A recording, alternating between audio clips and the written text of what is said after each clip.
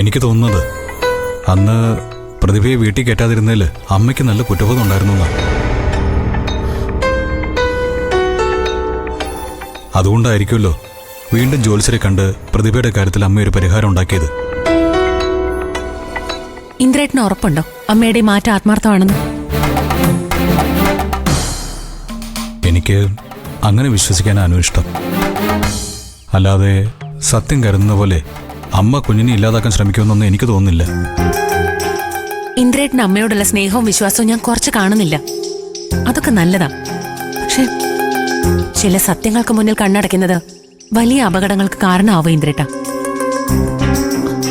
സത്യം പറഞ്ഞത് ഒരു യാഥാർത്ഥ്യമാ. അത് ഇന്ദ്രേട്ടനും അറിയാം.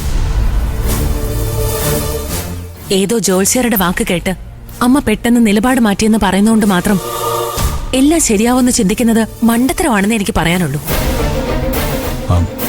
നമുക്ക് നോക്കാനോ. അമ്മ എന്നെ വിളിച്ചു പറഞ്ഞത് പ്രതിഭയെ എത്രയും വേഗം വീട്ടിലേക്ക് കൊണ്ടുവരാൻ പറ്റുമെന്ന് തന്നെയാ.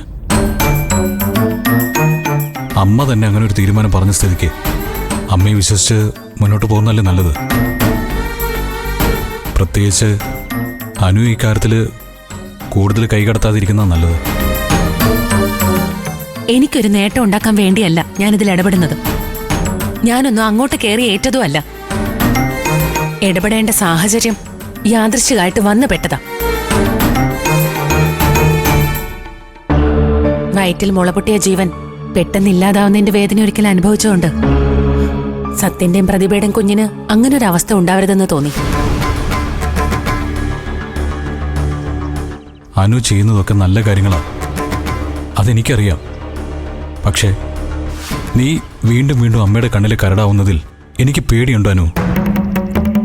എന്നാ എനിക്കാ പേടിയില്ല. ഞാനെന്തിനു പേടിക്കണം?